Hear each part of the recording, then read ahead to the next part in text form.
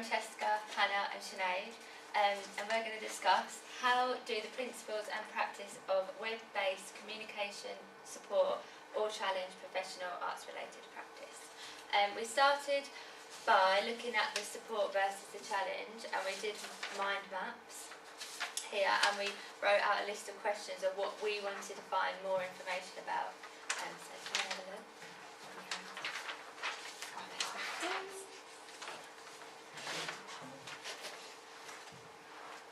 We then looked to define support and challenge to see if what we thought was the same on the web. So we looked that it says to bear the weight of and keep it upright, which is basically what we thought as well. So we wanted to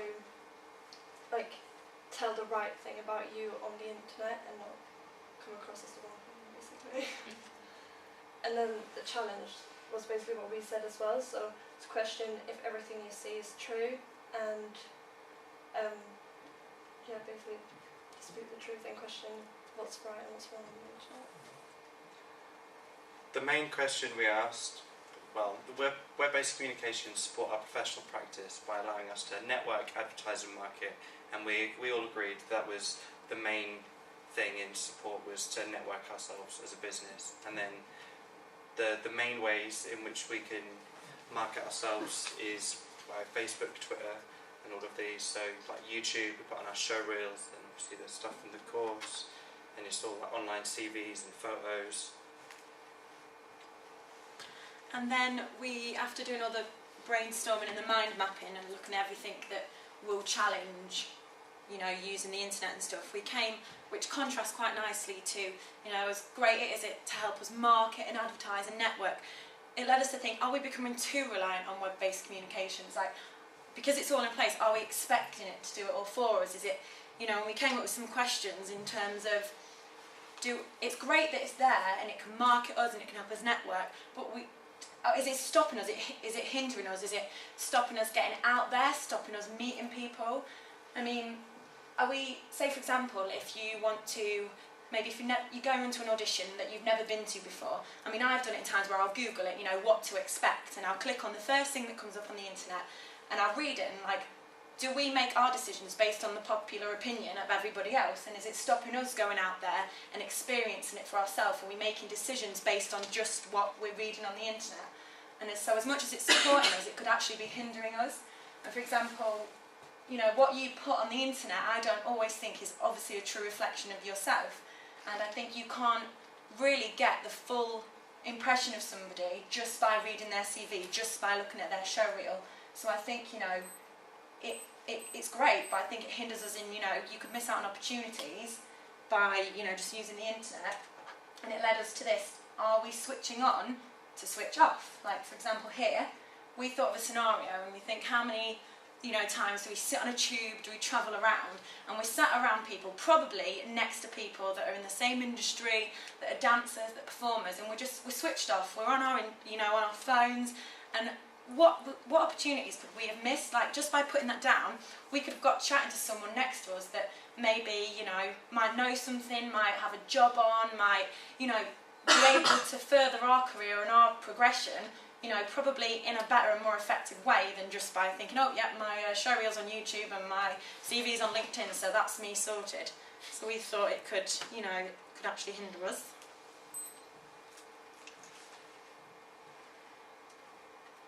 Sorry. Everything that is in place to support our professional practice also had the potential to challenge it. So although we thought of a lot of positive things about the internet, mainly for marketing us, and it shows us in a lot better way, there's also negatives to it, the privacy, and is it really real? Is that a true representation? So they've both got 2 and 4 arguments, and we found that it was the best thing is to have a balance of both. So you need both.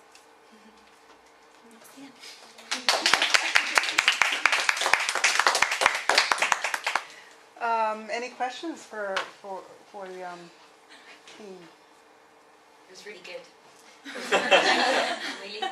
Do we have to do that? Yeah.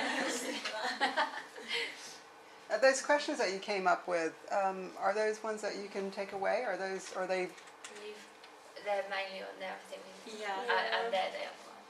Yeah, these are just the questions in relation to, are we becoming, too reliant on the internet? But there's questions, because we also thought of, well, obviously we didn't have time to go into every question we had, but leading on sort of from what Danny had said and everything about the internet, is we can, we've got all the filters for what we can put on the internet, but again, what is in place for what other people are putting on the internet? Because I mean, it's kind of irrelevant, isn't it? If we've made sure all our Facebooks are secure, everything, people can only see what we want them to see. Well, then if someone else can go and take a picture of us or a video or write something about us and put it on the internet, I mean, we've put all the procedures in place, but it's not then stopped. Other, like, for example, someone else going to put a picture, so you could work really hard, these are the pictures I want to use, these are what represent me, and then someone else comes along and you're like, oh, cheers. So... You probably didn't have much time today to use a lot of the, sources, and that's something to do, as you go on, because you've got some really good questions. But just a really quick one, what's the difference between popular opinion and expertise in terms of the web? You're talking about popular opinion. I completely, get your point. Yeah. But what are you talking about? Well, I think expertise and popular opinion is anyone can just throw their, opinion about on the internet. And I think expertise is somebody that, really does have the experience, and maybe if you're talking about in terms of maybe what people think is a good audition and a bad audition experience, somebody that's maybe only been to that one, their popular opinion, there's probably a lot of people that do that. They go to one, you put their opinion there. Whereas I think expertise is somebody that has got out there, has experienced more, and I think I'd be more inclined to go with somebody that I feel has the right expertise to comment on something, rather than one person that's just made a rash opinion. But I think because there's a lot of them, it's quite easy to follow that rather than... Thank you very much. Thank you again.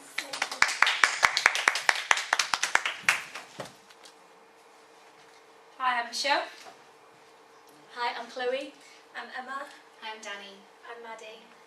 We asked the question that was given, how do the principles and practice of web-based communication support or challenge professional arts-related practice? And we found that we couldn't stop talking about it. So we spent a lot of time discussing all the ways in which it affected it, and came up with quite a few things. It's just a quote we have. We often get blinded by the forms in which content is produced rather than the job that the content does. So, for example, when I teach dance, I have my own dance school, and I often go and look at, obviously, competitions, kind of websites, and have a look at places where I've taught in the past. And I was teaching there, say, 5 years ago, 6 years ago. They're still using pictures of those kids on their website. Now, some of those kids have gone, they're not even at that dance school anymore, but they're still selling their school on those photos.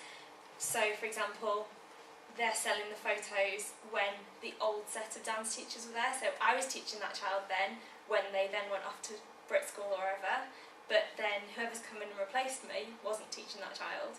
So it's kind of like false advertising. So yeah, it doesn't always do what it says on the tin, necessarily. Also, as far as like security and stuff goes, we assume, because we see it on a website and because it's in picture form, that it's the truth, and we make assumptions and connections between things. So on my website it says that I'm fully DBS checked, which I am. I can put my hand up and say I 100% am. But as a mum, you said that you would never go into a dance school and say, oh yeah, I'm ready for my child to start with you. But before you do that, can you just show me your DBS certificate? Because I've never had a parent do that. I've never ever been asked to produce it for anyone other than an employer. So again, they assume because they've seen it on the website and because you've got a website that everything is legit, and it might not be. Quote from Tim Berners-Lee, the person who invented the internet: "The web is for everybody." And the wonderful thing about the web is that it's for everybody. And the problem with the web is that it's for everybody.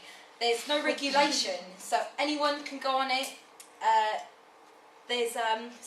When you work in the public eye, you can't regulate the pictures that are on the internet of you. So any old photo could be on there, one that you don't like, and it can be annoying. challenges that we came up with. Obviously, it's easy to falsely advertise. It crosses over. Oh yeah, so that was the point that I added. There could be performers who perform in both the adult industry and in children's entertainment, and they probably wouldn't want a photo of their adult persona crossing over with a picture of them on the CBeebies website. I So use that the could be- example of a friend of mine who works in cabaret, and he has recently had a job with CBeebies, and he had to send me a message to say, I'm really sorry, can you take this picture of me down from your blog, because it's coming up when people Google search for his real name as opposed to his stage name, even though that he does have a different name for cabaret and obviously for working at CBeebies. It's still making that link on whatever engine Google used to make the links between what you search for and what they present you with. It's still coming up, and it is definitely not an appropriate photo for parents to be seeing when they search for this CBeebies actor. So it's a challenge to privacy as well as sort of public consumption. The same kind of thing, really, just you don't know who's tagging you in which photos. So keeping integrity of characters, I do a lot of skin work for an events company. Now, one of my friends and my family may think it's great that I'm doing all this, and their favourite childhood character may have been Sonic the Hedgehog. So they go, oh, was that you, Emma Corbos? And if I accidentally approve that photo on my timeline because I'm tired at night and I'm just flicking through approving things, my boss sees that and then I'm fired, because the link between me and Sonic isn't one that's allowed to be made. Sonic is a real character, but just an accidental slip up of me not realising what someone's commented, and I'm fired. So it's very easy to make mistakes. That's a bit small. Support is the ease and promotion. Facebook's free. You can easily promote your new company, your new business, yourself easily with the use of Facebook. It doesn't cost anything. You can also link people who don't have anything in common. I found out that I have a friend in common with Danny. Didn't realise that before, but in the burlesque industry. And so we'll tie it up. And also prospect employers can Google your work. So that's a good thing, but that also falls into the challenges as well, because there might be something that you wouldn't want a prospect employer finding out of you. And that's it, really. Anyone got anything to say? We also talked about the company that me and we're in, and how it's different to Danny because she's on her own, because there's so many more. I can't explain. Because you're a big group, Yeah. as opposed to like a sole trader. You have a wider audience than Basically, one person running a dance school or whatever, or one freelance performer. yeah. So your prospect people are multiplied by 10 rather than just Just one. one person. You've got a much wider, easier or target Yeah. audience. Thank you very much.